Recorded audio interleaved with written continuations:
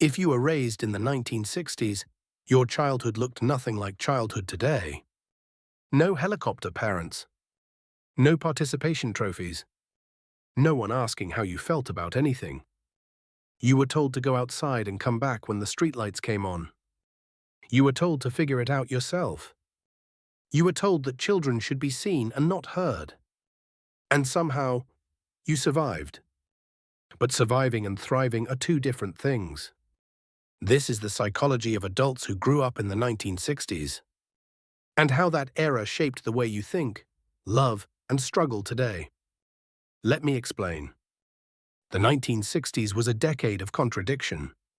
On the surface, there was revolution, civil rights, women's liberation, anti-war protests, cultural upheaval.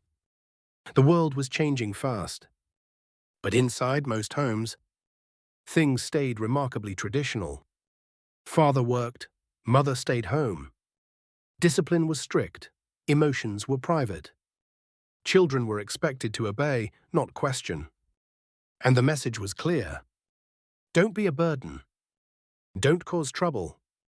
Don't need too much. If you grew up in this era, you absorbed these messages before you could even question them. And now, decades later, they still run in the background of your mind. Here's what shaped your psychology. Your parents were children of the Great Depression and World War II.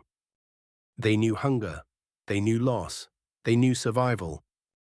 And they raised you with one goal above all. Make sure you can handle anything. That meant toughness over tenderness, independence over connection, practicality over emotion. They didn't ask how you felt because feelings weren't the point. Getting through life was the point. And they prepared you the only way they knew how. By not coddling you. By letting you fail. By teaching you that the world owes you nothing. As an adult now, you might recognize these patterns in yourself. You have trouble asking for help. Even when you're drowning, you insist you're fine. Because needing help feels like weakness. And weakness was never an option. You learned self-reliance so deeply that depending on anyone feels dangerous. Even people who love you. Even people who want to help. You'd rather struggle alone than admit you can't handle something. That's not strength. That's a survival pattern that no longer serves you. Here's another pattern. You struggle to express emotions. Not because you don't have them, but because no one ever taught you how.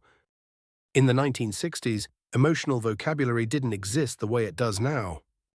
Men were told to be stoic. Women were told to be pleasant. Anger was acceptable for men. Tears were acceptable for women. Everything else was suppressed. So you learned to push feelings down. To keep moving. To not dwell. And now, in your 60s or 70s, you might find yourself unable to name what you feel. Or uncomfortable when others express emotion freely. Or confused why your adult children want to talk about feelings so much. You're not cold. You're just speaking a different emotional language. One that was never taught, only inherited. Here's something that affects your relationships. Attachment patterns formed in the 1960s often lean avoidant, meaning you learned that closeness comes with conditions. That love could be withdrawn. That safety meant not needing anyone too much. As an adult, this shows up in marriages that feel more like partnerships than intimacy. In friendships that stay surface level. In a discomfort with vulnerability that you might not even recognize. You love people, deeply. But you love them from a safe distance. Because the 1960s taught you that distance protects. Here's what the research shows. Adults who grew up in the 1960s report high levels of resilience. You can handle crisis. You can adapt. You can survive almost anything. But you also report higher rates of emotional suppression, difficulty with intimacy, and delayed processing of childhood experiences. Many adults from this generation are only now, in their 60s and 70s, starting to examine their childhoods, starting to ask questions they were never allowed to ask. starting to feel things they were never allowed to feel. That's not weakness. That's courage. Here's another impact. Your relationship with your own children might be complicated. You raised them differently than you were raised. You tried to be warmer, more present, more emotionally available. But sometimes you didn't know how. You gave them what you thought they needed. And sometimes it was exactly what you wished you had received. And sometimes it wasn't enough. Not because you didn't love them, but because you were working with tools you had to build yourself. No manual, no model. Just the determination to do better than what was done to you. And that matters, even if it wasn't perfect. Here's what many 1960s children carry: a sense that they missed something. That childhood was supposed to have more warmth, more play, more presence. But they can't quite name what was missing because nothing dramatic happened. No obvious abuse, no clear neglect, just a quiet absence of emotional attunement. Psychologists call this emotional neglect. It's not what was done to you. It's what wasn't done for you. The questions never asked. The feelings never validated. The comfort never offered. And because nothing visible happened, you spent decades thinking your childhood was fine. Normal, even. But something always felt a little off. Now you know why. Here's the generational context. Your parents couldn't give what they didn't have. They were raised by people who survived depression and war. Emotions weren't safe. Vulnerability wasn't an option. So they raised you the same way. Not out of cruelty. Out of limitation. They thought they were preparing you for a hard world. And in many ways, they did. But they also left gaps. Gaps you've spent your adult life trying to fill. Sometimes with work. Sometimes with achievement. Sometimes with distance. Sometimes with substances. The coping mechanisms vary. But the root is often the same.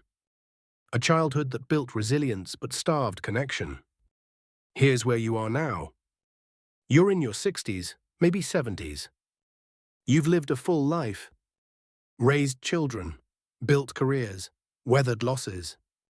And maybe, for the first time, you're looking back.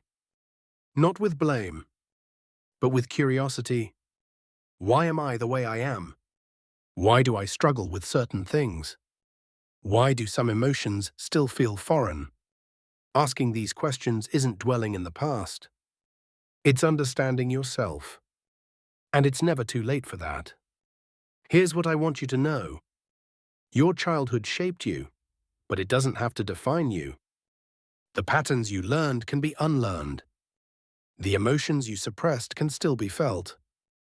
The connections you avoided can still be built. You're not too old for growth. You're not too set in your ways. You're not beyond healing. The 1960s taught you to be tough. But this era of your life can teach you something else. That softness isn't weakness. That needing people isn't failure. That feeling your feelings is what makes you fully alive. You've survived. Now you get to thrive. Before you go, tell me, did you grow up in the 1960s? Do you recognize these patterns in yourself? Drop it in the comments. And if you're finally starting to understand why you are the way you are, comment. Now it makes sense. Let's see how many of us are connecting the dots between then and now. You're not alone. And understanding yourself is the first step to freeing yourself. It's never too late.